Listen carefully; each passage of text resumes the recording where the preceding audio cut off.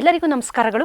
ಮಾತು ವಿತ್ ಮಾಲಿನಿ ಕಾರ್ಯಕ್ರಮಕ್ಕೆ ತಮಗೆಲ್ಲರಿಗೂ ಸ್ವಾಗತ. ನಾನು ಪ್ರೊಫೆಸರ್ ಸುತ್ತೂರ್ ಎಸ್ ಮಾಲಿನಿ, ಅಧ್ಯಕ್ಷರು, ಜೆನೆಟಿಕ್ಸ್ ಮತ್ತು ಜಿನೋಮಿಕ್ಸ್ ಅಧ್ಯಯನ ವಿಭಾಗ, ಮೈಸೂರು ವಿಶ್ವವಿದ್ಯಾನಿಲಯ. ಈ ದಿನ ನಾನು ಮಗುವಿಗೆ ತಾಯಿಯ ಅಗತ್ಯ ಎಷ್ಟು ಇದೆ, ತಾಯಿಯನ್ನು ಕಳೆದುಕೊಂಡು ಅನಾಥರಾದ ಮಗು ತಂದೆಯ ಆರೈಕೆಯಲ್ಲಿ ಬೆಳೆಯಬಹುದು ಅಥವಾ ಅಜ್ಜಿಯ ಆರೈಕೆಯಲ್ಲಿ ಬೆಳೆಯಬಹುದು ಅಥವಾ ಬೇರೆಯವರ ಆರೈಕೆಯಲ್ಲಿ ಬೆಳೆಯಬಹುದು. ಹಾಗಾದರೆ ತಾಯಿ ಇರುವ ಮಗುವಿಗೂ ತಾಯಿ ಇಲ್ಲದ ಮಗುವಿಗೂ ವೈಜ್ಞಾನಿಕ ದೃಷ್ಟಿಕೋನದಿಂದ ನೋಡಿದ್ರೆ ಯಾವ ರೀತಿ ತೊಂದರೆಗಳಾಗಬಹುದು, ಅದರ ನಿವಾರಣೆ ಹೇಗೆ ಅಂತ ನಾವು ನೋಡೋದಾದರೆ, ಮೊದಲನೇದಾಗಿ ತಾಯಿಗೆ ಮಾತೃದೇವೋಭವ ಅಂತಂತೀವಿ. ತಾಯಿಗೆ ನಮ್ಮ ಸಂಸ್ಕೃತಿಯಲ್ಲಿ ಒಂದು ಮಹತ್ತರವಾದ ಸ್ಥಾನವನ್ನು ಕೊಟ್ಟಿದ್ದೀವಿ.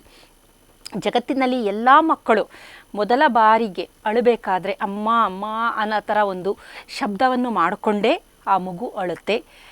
ಅಮ್ಮ ಅಥವಾ ಮಾ ಅನ್ನುವುದು ಬಹಳ ಎಲ್ಲ ಸಂಸ್ಕೃತಿಯಲ್ಲೂ, ಜಗತ್ತಿನ ಆಲ್ಮೋಸ್ಟ್ ಎಲ್ಲ ಸಂಸ್ಕೃತಿಯಲ್ಲೂ ನಾವು ಕೇಳಬಹುದಾದ ತಾಯಿಗೆ ನೀಡಿರುವ ಒಂದು ಶಬ್ದ ಅನ್ಬೋದು.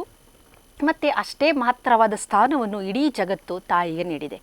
ಕಾರಣ, ತಾಯಿ ಮಗುವಿನ ಸಂಪೂರ್ಣ ಜೀವನದ ಒಂದು ಬ್ಲೂ ಪ್ರಿಂಟನ್ನು ತಯಾರು ಮಾಡ್ತಾಳೆ. ಮಗು ಮುಂದಿನ ದಿನದಲ್ಲಿ ಹೇಗಿರಬೇಕು, ಹೇಗೆ ಅಂದರೆ ಅದರ ದೈಹಿಕ, ಮಾನಸಿಕ, ಸಾಮಾಜಿಕ ಎಲ್ಲ ಸ್ಥಿತಿಗತಿಗಳ ಒಂದು ಬ್ಲೂ ಪ್ರಿಂಟ್ನ ತಯಾರು ಮಾಡುವವಳೇ ತಾಯಿ ಅಂತ ಹೇಳಬಹುದು. ಹಾಗಾದರೆ ತಾಯಿಯನ್ನು ಕಳೆದುಕೊಂಡ ಮಕ್ಕಳಿಗೆ ಏನು ತೊಂದರೆಗಳಾಗುತ್ತೆ ಅಂತ ನಾವು ನೋಡೋದಾದರೆ, ಮಗು ಹುಟ್ಟಿದ ಸಂದರ್ಭದಲ್ಲಿ ತಾಯಿಗೆ ಏನೋ ಒಂದು ತೊಂದರೆಯಾಗಿ ಆ ಮಗು ತಾಯಿಯನ್ನು ಕಳೆದುಕೊಂಡಾಗ ಆ ಹುಟ್ಟಿದನಿಂದ 2 ವರ್ಷದವರೆಗೂ ಅತ್ಯಂತ ಸಂವೇದನಾತ್ಮಕವಾದ ಸೂಕ್ಷ್ಮವಾದ ಪರಿಸ್ಥಿತಿ ಅಂತ ನಾವು ಹೇಳ್ಬೋದು. ಕಾರಣ, ಮೆದುಳಿನ ಬೆಳವಣಿಗೆ ಅತ್ಯಂತ ವೇಗದಲ್ಲಿ ನಡೀತಾ ಇರೋದ್ರಿಂದ ಆ ಸಂದರ್ಭದಲ್ಲಿ ಮಗುವಿಗೆ ತಾಯಿಯ ಅಗತ್ಯತೆ ತುಂಬಾ ಇರುತ್ತೆ.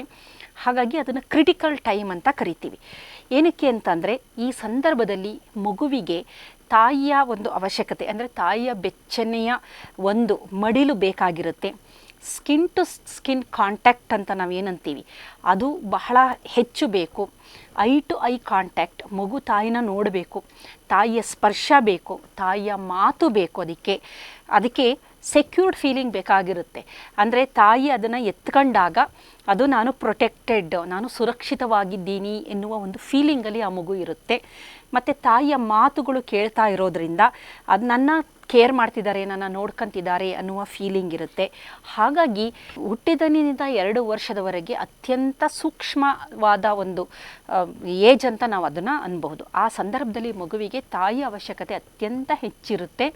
ಕಾರಣ, ತಾಯಿಯ ಒಂದು ಚರ್ಮ, skin to skin contact, eye to eye contact, breast feeding, ಇದೆಲ್ಲ ಅತ್ಯಂತ ಮುಖ್ಯವಾದುದು ಅಂತ ನಾವು ಹೇಳ್ಬಹುದು. ನಂತರ ತಾಯಿ ಮಗುವಿಗೆ ಹಾಲು ನೀಡುವಂಥ ಸಂದರ್ಭದಲ್ಲಿ ಏನಾಗುತ್ತೆ, ಆಕೆ ನೀಡುವ ಹಾಲಿನಲ್ಲಿ ರೋಗ ಪ್ರತಿರೋಧಕ ಶಕ್ತಿ ಹೆಚ್ಚಿರುತ್ತೆ. ಅಂದರೆ IgG, ಇಮ್ಯುನೋಗ್ಲೋಬಿನ್ G ಎನ್ನುವುದು ಹೆಚ್ಚಿರೋದ್ರಿಂದ ಮಗುವಿಗೆ ಅದರದ್ದು ಇನ್ಫೆಕ್ಷನ್ಗಳು, ಅಂತಹ ಮಗು ಯಾವ ಮಗುವಿಗೆ ತಾಯಿಯ ಹಾಲು ಸಿಕ್ಕುತ್ತೆ ಅಂಥ ಮಗುವಿಗೆ ಸೋಂಕುಗಳು ಕಮ್ಮಿ, ಮರಣ ಹೊಂದುವುದು ಮಕ್ಕಳು ಕಡಿಮೆ. ಇದರ ಜೊತೆಗೆ ಅವುಗಳ ಗಟ್ ಮೈಕ್ರೋಬಯೋಮ್ ಅಂತ ಏನಂತೀವಿ, ಕರುಳಿನಲ್ಲಿ ನಾನು ಬಹಳಷ್ಟು ಸಂದರ್ಭದಲ್ಲಿ ಹೇಳಿದ್ದೀನಿ, ತಾಯಿಯಿಂದ ಬಹಳಷ್ಟು ನಮಗೆ ಕಾಂಟ್ರಿಬ್ಯೂಷನ್ ಸಿಕ್ಕುತ್ತೆ. ಒಂದು, ನಮ್ಮಲ್ಲಿರುವ ಮೈಟೋಕಾಂಡ್ರಿಯ ತಾಯಿಯಿಂದ ಬಂದಿರೋ ಅಂಥದ್ದು. ಎರಡನೆಯ ಪ್ರಮುಖವಾದ ಅಂಶ ಅಂದರೆ ತಾಯಿಯ ದೇಹದಲ್ಲಿರುವ ಗಟ್ ಮೈಕ್ರೋಬಯೋಮ್ಗಳು ಏನಿರುತ್ತೆ ಅದು ತಾಯಿಯ ಮುಖಾಂತರ, ಚರ್ಮದಿಂದ ಅಥವಾ ಹಾಲಿನ ಮುಖಾಂತರ ಅಥವಾ ಆ ಒಂದು ಹೆರಿಗೆಯ ಸಂದರ್ಭದಲ್ಲಿ ಮಗುವಿಗೆ ವರ್ಗಾವಣೆಯಾಗಿರೋದ್ರಿಂದ ಮಗುವಿನ ಕರುಳಿನಲ್ಲಿ, ಮಗುವಿನ ದೇಹದಲ್ಲಿರುವ ಸೂಕ್ಷ್ಮಾಣುಜೀವಿಗಳು ತಾಯಿಯ ಬಳುವಳಿ ಅಂತ. ಹಾಗಾಗಿ ಇಲ್ಲಿ ಹಾಲನ್ನು ಆಕೆ ನೀಡದ ಕಾರಣ ಇಂತಹ ಮಕ್ಕಳಿಗೆ ಗಟ್ ಮೈಕ್ರೋಬಯೋಮಲ್ಲಿ ಡೈವರ್ಸಿಟಿ ಕಡಿಮೆ ಇರುತ್ತೆ, ಸೋಂಕುಗಳು ಜಾಸ್ತಿ, ಮರಣ ಹೊಂದುವ ಸಾಧ್ಯತೆ ಜಾಸ್ತಿ. ಮತ್ತು ಈ ಮಕ್ಕಳಿಗೆ ಆಕ್ಸಿಟಾಸಿನ್ ಪಾತ್ವೇ ಸರಿಯಾಗಿ ಬೆಳವಣಿಗೆ ಆಗೋದಿಲ್ಲ. ಕಾರಣ, bonding hormone, love hormone, trust hormone ಯಾವುದಿದೆ ಅದು ಪ್ರತಿ ಹಂತದಲ್ಲೂ ಮಗುವಿಗೆ ಸಿಗ್ತಾ ಬಂದಿರುತ್ತೆ ತಾಯಿ ಇದ್ದಂಥ ಪಕ್ಷದಲ್ಲಿ.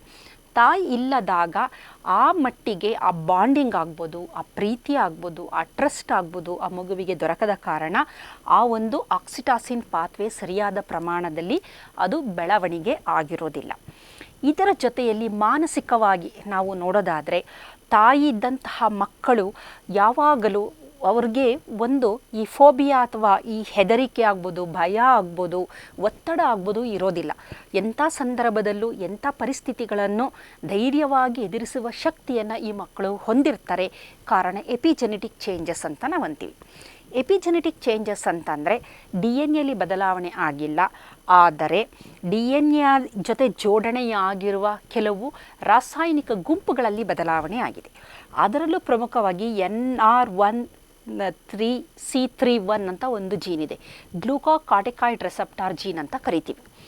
ಈ ಒಂದು ಜೀನು ಹೆಚ್ಚು ಮಿಥೈಲೇಷನ್ ಆಗಬಾರ್ದು. ಯಾವ ಮಗು ತಾಯಿಯ ಜೊತೆಯಲ್ಲಿ ಬೆಳೆಯುತ್ತೆ ಅಂಥ ಮಗುವಿನಲ್ಲಿ ಇದು ಡಿಮಿಥೈಲೇಷನ್, ಈ ಒಂದು ಜೀನಿನ ಡಿಮಿಥೈಲೇಷನ್ ಆಗಿರುತ್ತೆ, ಗ್ಲೂಕೋಕಾರ್ಟಿಕಾಯ್ಡ್ ರೆಸೆಪ್ಟಾರ್ ಜೀನಿಂದು. ಯಾವ ಮಗುವು ತಾಯಿಯ ಜೊತೆ ಬೆಳೆಯೋದಿಲ್ಲ ಅದರಲ್ಲಿ ಮಿಥೈಲೇಷನ್ ಪ್ರೋಸೆಸ್ ಜಾಸ್ತಿ ಆಗಿರುತ್ತೆ. ಹಾಗಾಗಿ ಅಂತಹ ಮಕ್ಕಳಿಗೆ ಹೆದರಿಕೆ, ಭಯ ಮತ್ತು ಅವರು ಸಮಸ್ಯೆಗಳನ್ನು ಎದುರಿಸುವ ಶಕ್ತಿ ಇರೋದಿಲ್ಲ, ಒತ್ತಡವನ್ನು ತಡೆದುಕೊಳ್ಳುವ ಶಕ್ತಿಯೂ ಇರೋದಿಲ್ಲ, ಇನ್ಸೆಕ್ಯೂರ್ ಫೀಲಿಂಗ್ ಇರುತ್ತೆ, ಆಕ್ಸಿಟಾಸಿನ್ ಪಾತ್ವೆ ಸರಿಯಾಗಿ ಅದು ಡೆವಲಪ್ ಆಗಿರಲ್ಲ, ಸೆರೆಟನಿನ್ ಪಾತ್ವೆನೂ ಸರಿಯಾಗಿ ಡೆವಲಪ್ ಆಗಿರೋದಿಲ್ಲ. ಹಾಗಾಗಿ ಈ ಎಲ್ಲ ತೊಂದರೆಗಳನ್ನು ನಾವು ತಾಯಿ ಇಲ್ಲದ ಮಗುವಿನಲ್ಲಿ ನಾವು ನೋಡ್ತೀವಿ. ಇದರ ಜೊತೆಯಲ್ಲಿ ಸಾಮಾನ್ಯವಾಗಿ ಮಗುವಿಗೆ ಒಳ್ಳೆಯ ಒಂದು ಕೇರ್ ಗಿವಿಂಗ್ ಅಂತ ಏನಂತೀವಿ ಅದು ತಾಯಿಯ ಕಡೆಯಿಂದನೇ ಸಿಕ್ಕಿರೋದ್ರಿಂದ ಆ ಮಗುವಿನ ಮೆಂಟಲ್ ಸ್ಟೆಬಿಲಿಟಿ ಚೆನ್ನಾಗಿರುತ್ತೆ. ಆ ಕಾನ್ಫಿಡೆನ್ಸು ಮುಂದಿನ ದಿನದಲ್ಲಿ, ಆವಾಗ ನಮಗೆ ಗೊತ್ತಾಗೋದಿಲ್ಲ, ಅದು ಸಣ್ಣ ಮಗು ಅಂದ್ಕೊಂಡಿರ್ತೀವಿ, ಮುಂದಿನ ದಿನದಲ್ಲಿ ಅದು ಸಮಸ್ಯೆಯನ್ನು ಎದುರಿಸುವ ಎಲ್ಲ ಶಕ್ತಿಯನ್ನು ಪಡೆದಿರುತ್ತೆ. ಹಾಗಾಗಿ ತಾಯಿ ಕೇವಲ ಆ ಮಗುವನ್ನು ಆರೈಕೆ ಮಾಡೋದೇ ಅಲ್ಲ, ತಾಯಿಯ ಕಡೆಯಿಂದ ಬೇಕಾದಷ್ಟು ಬಳುವಳಿಗಳು ಮಗುವಿಗೆ ಸಿಕ್ಕುತ್ತೆ. ಹಾಗಾಗಿ ಹುಟ್ಟಿನಿಂದ ಒಂದು 2 ವರ್ಷದವರೆಗೂ ಇತ್ತೀಚಿನ ದಿನದಲ್ಲಿ ಸರ್ಕಾರವೂ ಸಹ ಹೆರಿಗೆ ರಜೆ ಅಂತ 2 ವರ್ಷ ಕೊಡ್ತಾ ಇದ್ದಾರೆ.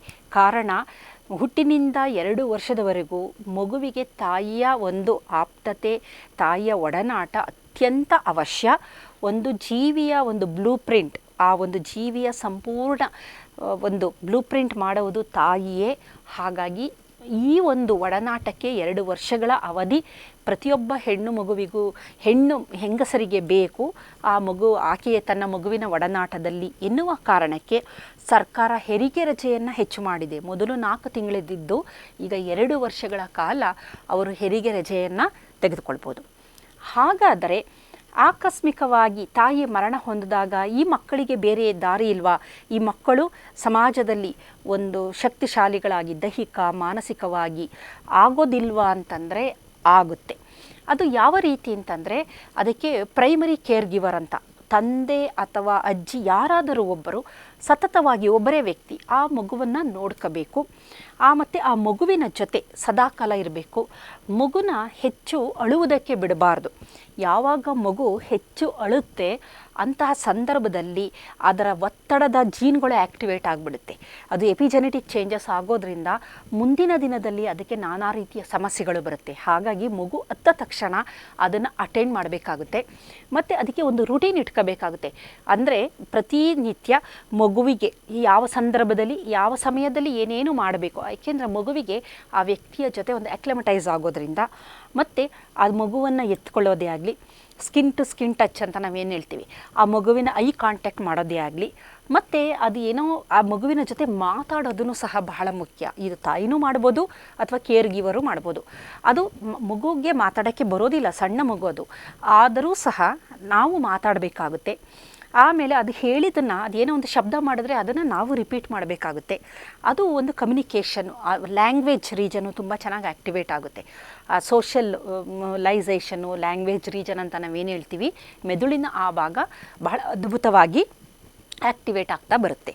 ಹಾಗಾಗಿ ಮಗುವನ್ನು ಅಳಿಸದೆ ಮಗುವಿನ ಜೊತೆ ಮಾತಾಡುತ್ತಾ ಮಗುವಿನ ಒಂದೊಂದು ಶಬ್ದ ಅದೇನು ಮಾಡುತ್ತೆ ಅದನ್ನು ನಾವು ರಿಪೀಟ್ ಮಾಡ್ತಾ ಆದಷ್ಟು ಮಗುವಿನ ಜೊತೆ ಮಾತಾಡುವಂಥ ಸಂದರ್ಭದಲ್ಲಿ ತಾಯಿ ಇಲ್ಲದಿದ್ದರೂ ಯಾರಾದರೂ ಇದನ್ನು ಮಾಡ್ತಾ ಬಂದರೆ ಸುಮಾರು 70% ತಾಯಿ ಇಲ್ಲದಿದ್ದರೂ ಆ ಮಗುವಿಗೆ ಏನು ಒಂದು ಎಲ್ಲ ದೊರಕಬೇಕು ಸವಲತ್ತು ಅದು ದೊರಕಿದಂತೆ ಅದು ಅಲ್ಲಿಗೆ ಫುಲ್ಫಿಲ್ ಆಗಿಬಿಡುತ್ತೆ.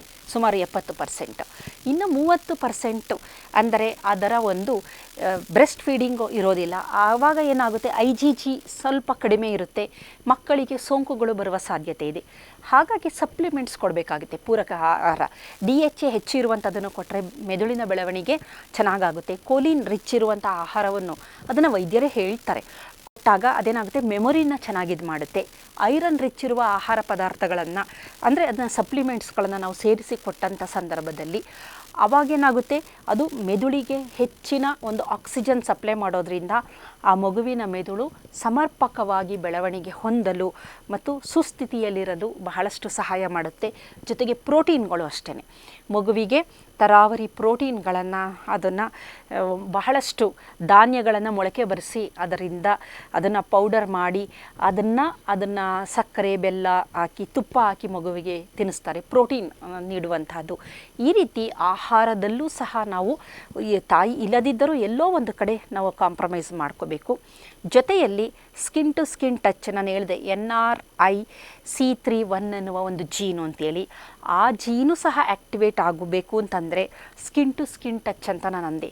ಮಗುವಿನ ಒಡನಾಟದಲ್ಲಿ ಅದರ ಕೇರ್ ಗಿವರು ಯಾರಿರ್ತಾರೆ ಅದರ ಬೇಕು ಬೇಡುಗಳನ್ನು ನೋಡ್ಕೊಳ್ಳೋದು, ಅದರ ಜೊತೆ ಮಾತಾಡೋದು, ಅದರ ಜೊತೆ ಸದಾಕಾಲ ಇರೋದ್ರಿಂದ ಆ ಮಗು ಒಂದು ಹಂತಕ್ಕೆ ಬರುವವರೆಗೂ ಖಂಡಿತವಾಗ್ಲೂ ತಾಯಿ ಇಲ್ಲದಿದ್ದರೂ ಒಂದು ಮಟ್ಟದಲ್ಲಿ ಖಂಡಿತ ತಾಯಿನ ರಿಪ್ಲೇಸ್ ಮಾಡೋಕ್ಕಾಗೋದಿಲ್ಲ, ಆದರೆ ಎಲ್ಲೋ ಒಂದು ಹಂತದವರೆಗೂ ಆ ಮಗುವನ್ನು ತಾಯಿಯ ಕೊರತೆಯನ್ನು ನೀಗಿಸುವ ಥರ ನಾವು ಬೆಳೆಸಬಹುದಾಗಿದೆ. ಆದರೆ ಬಾಲ್ಯದಲ್ಲಿ ನಡೆಯುವಂತಹ ಕಹಿ ಘಟನೆಗಳು, ಈಗ ಮಲತಾಯಿಯಿಂದ ನಡೆಯುವಂತಹ ಕಹಿ ಘಟನೆಗಳಾಗಿರ್ಬೋದು, ಮತ್ತು ಬಾಲ್ಯದಲ್ಲಿ ಅದಕ್ಕೆ ಯಾರು ಅದು ಹೆಚ್ಚಿನ ಒಂದು ಕಾಳಜಿ ತೋರಿಸದೇ ಇದ್ದಂಥ ಪಕ್ಷದಲ್ಲಿ ಅದರ ಆಹಾರದ ಬಗ್ಗೆ, ಅದರ ಶುಚಿತ್ವ, ಅದರ ಒಡನಾಟದ ಬಗ್ಗೆ ಯಾರು ಹೆಚ್ಚು ಗಮನ ಕೊಡದೇ ಇದ್ದಾಗ ಅಂತಹ ಮಕ್ಕಳಿಗೆ ಮುಂದಿನ ದಿನದಲ್ಲಿ ನಾನಾ ರೀತಿಯ ಮಾನಸಿಕ ತೊಂದರೆಗಳು ಉಂಟಾಗುವ ಸಾಧ್ಯತೆ ಸಹ ಇದೆ. ಅವರು ಹೆಚ್ಚು ಜೀವನದಲ್ಲಿ ಅವರು ಭಯ ಹೊಂದಿರ್ತಾರೆ, ಏನೇ ಮಾಡಬೇಕು ಅಂತಂದರೂ ಸಹ ಯೋಚನೆ ಮಾಡ್ತಾರೆ, ಎಲ್ಲೋ ಒಂದು ಕಡೆ ಅವ್ಯಕ್ತ ಭಯ ಅವ್ರಿಗಿರುತ್ತೆ, ನನಗೆ ತೊಂದರೆ ಆಗಬಹುದು ಅಂತ ಸರ್ವಿಲೆನ್ಸ್. ಕಾರಣ ಏನಂತಂದರೆ ಇಂತಹ ಮಕ್ಕಳಲ್ಲಿ ಅಮೆಗ್ಡೆಲ್ಲ ಹೈಪರ್ ಆ್ಯಕ್ಟಿವ್ ಆಗಿರುತ್ತೆ, ಸದಾಕಾಲ ಆ್ಯಕ್ಟಿವ್ ಆಗಿರುತ್ತೆ, ಭಯನ ಉಂಟು ಮಾಡ್ತಾ ಇರುತ್ತೆ, ಮುಂಭಾಗದ ಮೆದುಳು ಸರಿಯಾಗಿ ಆ್ಯಕ್ಟಿವ್ ಆಗಿರೋದಿಲ್ಲ. ಹಾಗಾಗಿ ಈ ಮಕ್ಕಳು ಶೈಕ್ಷಣಿಕವಾಗಿ ಹಿಂದುಳಿಯುವ ಸಾಧ್ಯತೆ ಇದೆ. ಎಲ್ಲ ಮಕ್ಕಳು ಅಂತಲ್ಲ, ಯಾವ ಮಕ್ಕಳಿಗೆ ಪೂರಕವಾದ ಒಂದು ಸಪೋರ್ಟ್ ಸಹಕಾರ ಸಿಕ್ಕಿಲ್ಲ ಕುಟುಂಬದಲ್ಲಿ ಅಂತಹ ಮಕ್ಕಳು ಶೈಕ್ಷಣಿಕವಾಗೂ ಹಿಂದುಳಿಬಹುದು. ಕಾರಣ ಮುಂಭಾಗದ ಮೆದುಳು ಸರಿಯಾಗಿ ಆ್ಯಕ್ಟಿವೇಟ್ ಆಗ್ತಾ ಇಲ್ಲ, ಮೆಮೊರಿ ಕಮ್ಮಿ ಆಗ್ತಾ ಇದೆ. ಏಕೆಂದರೆ hippo campus region ಶ್ರಂಕನಾಗಿದೆ, ಭಯದಿಂದಾಗಿ hippo campus ಶ್ರಂಕನಾಗಿದೆ, ಅಮೆಗ್ಡಲ hijack ಆಗಿ ಓವರ್ ಆ್ಯಕ್ಟಿವೇಟ್ ಆಗ್ತಾ ಇದೆ. ಹಾಗಾಗಿ ಆ ಮಕ್ಕಳು ಸದಾಕಾಲ ಸಸ್ಪೀಷಿಯಸ್ ಆಗೇ ಇರ್ತಾರೆ, ಎಲ್ಲರ ಬಗ್ಗೆ ಯಾರ ಬಗ್ಗೆನೂ ಪ್ರೀತಿ ಬೆಳೆಸ್ಕೊಳ್ಳಲ್ಲ, ಸೋಷಿಯಲ್ ಕಮ್ಯುನಿಕೇಷನ್ ಕಮ್ಮಿ ಇರುತ್ತೆ, ಸೋಷಿಯಲ್ ಹೆಲ್ತ್ ಇರೋದಿಲ್ಲ, ಯಾವಾಗಲೂ ಒಂಟಿಯಾಗಿರೋಕ್ಕೆ ಇಷ್ಟಪಡ್ತಾರೆ, ಯಾರ ಜೊತೆನೂ ಬೆರೆಯೋದಿಲ್ಲ. ಹಾಗಾಗಿ ಈ ಥರದ ನಾನಾ ರೀತಿಯ ತೊಂದರೆಗಳನ್ನು, ಸಮಸ್ಯೆಗಳನ್ನು ಇಂತಹ ಮಕ್ಕಳಲ್ಲಿ ನಾವು ನೋಡ್ಬೋದು. ಇದಕ್ಕಿರುವ ಪರಿಹಾರ ಅಂದರೆ ತಾಯಿಯ ಪ್ರೀತಿ. ಅದು ತಾಯಿ ಇಲ್ಲದಿದ್ದಂತಹ ಪಕ್ಷದಲ್ಲಿ ಅನಿವಾರ್ಯವಾಗಿ ಆ ತಾಯಿ ಇಲ್ಲ ಅಂದಾಗ ಏನಾಗುತ್ತೆ ಅಂದರೆ ಆಲ್ಟರ್ನೇಟಿವ್ ಆಗಿ ತಾಯಿ ಥರನೇ ನೋಡಿಕೊಳ್ಳುವಂತಹ ಮತ್ತೊಬ್ಬ ಕೇರ್ ಗೀವರ್ ಬೇಕೇ ಬೇಕು. ಕಾರಣ ಮಗುವಿಗೆ ಆ ಒಂದು ಹಂತದಲ್ಲಿ ಅದಕ್ಕೆ ಪ್ರಾಮಾಣಿಕವಾಗಿ ಅದನ್ನು ನೋಡಿಕೊಳ್ಳುವಂತಹ ಒಬ್ಬ ವ್ಯಕ್ತಿ ಬೇಕಾಗಿರುತ್ತೆ. ಇದು ಸಿಕ್ಕಿದ ಪಕ್ಷದಲ್ಲಿ ಮಗುವಿನ ಎಪಿಜೆನೆಟಿಕ್ ಅಂತ ಅಂದೆ, ಕೆಲವೊಂದು ಜೀನ್ಸ್ಗಳ ಆ್ಯಕ್ಟಿವೇಷನ್ ಆಗಿರಬಹುದು, ಅದು ಅದ್ಭುತವಾಗಿ ನಡೆಯುತ್ತೆ. ಅದರ ಪ್ರಿಫ್ರಂಟಲ್ ಕಾರ್ಟೆಕ್ಸು ಚೆನ್ನಾಗಿ ಬೆಳವಣಿಗೆ ಆಗ್ತಾ ಬರುತ್ತೆ, ಮೆದುಳಿನ visual ಕಾರ್ಟೆಕ್ಸು, motor ಕಾರ್ಟೆಕ್ಸು, hippo campus reason ಇವೆಲ್ಲ ಚೆನ್ನಾಗಿ ಆ್ಯಕ್ಟಿವೇಟ್ ಆಗುತ್ತೆ. ನ್ಯೂಕ್ಲಿಯಸ್ ಅಕ್ಯುಂಬೆನ್ಸಿಂದ ಡೊಪಮೈನ್ ಅದು ಸಹ ಚೆನ್ನಾಗಿ ಬಿಡುಗಡೆ, ಎಲ್ಲ ರೆಗ್ಯುಲೇಟ್ ಆಗ್ತಿರುತ್ತೆ, ಯಾವುದೂ ಜಾಸ್ತಿನೂ ಆಗಲ್ಲ ಕಮ್ಮಿನೂ ಆಗಲ್ಲ, ಉತ್ತಮ ರೀತಿಯಲ್ಲಿ ಅದರ ಮೆದುಳಿನ ಬೆಳವಣಿಗೆ ನಡೆಯುತ್ತೆ, ಮಾನಸಿಕ ಆರೋಗ್ಯ ಚೆನ್ನಾಗಿರುತ್ತೆ, ದೈಹಿಕ ಆರೋಗ್ಯನೂ ಚೆನ್ನಾಗಿರುತ್ತೆ. ಕಾರಣ ಉತ್ತಮವಾದ ಪೌಷ್ಟಿಕದಾಯಕ ಆಹಾರವನ್ನು ತಾಯಿ ನೀಡ್ತಾ ಇರೋದ್ರಿಂದ ಮಗುವಿನ ಮಾನಸಿಕ, ದೈಹಿಕ ಮತ್ತು ಸಾಮಾಜಿಕ ಒಂದು ಏನು ಮಿರರ್ ನ್ಯೂರಾನ್ಸ್ ಅಂತೀವಿ, ತಾಯಿನ ನೋಡಿ ಕಲಿಯುವಂಥದ್ದು, ಅದೆಲ್ಲ ಅದ್ಭುತವಾಗಿ ಬೆಳವಣಿಗೆ ಆಗೋದ್ರಿಂದ ಮಗು ಆರೋಗ್ಯದಾಯಕವಾಗಿರುತ್ತೆ. ಇಲ್ಲದಂಥ ಪಕ್ಷದಲ್ಲಿ ಅಷ್ಟೇ ಪೂರಕವಾದ ಅಂಶಗಳನ್ನು ಮಗುವಿಗೆ ನೀಡಿದಾಗೂ ಸಹ ತಾಯಿಯ ಕೊರತೆಯನ್ನು ಎಲ್ಲೋ ಒಂದು ಕಡೆ ನೀಗಿಸಬಹುದಾಗಿದೆ. ನಮಸ್ಕಾರ.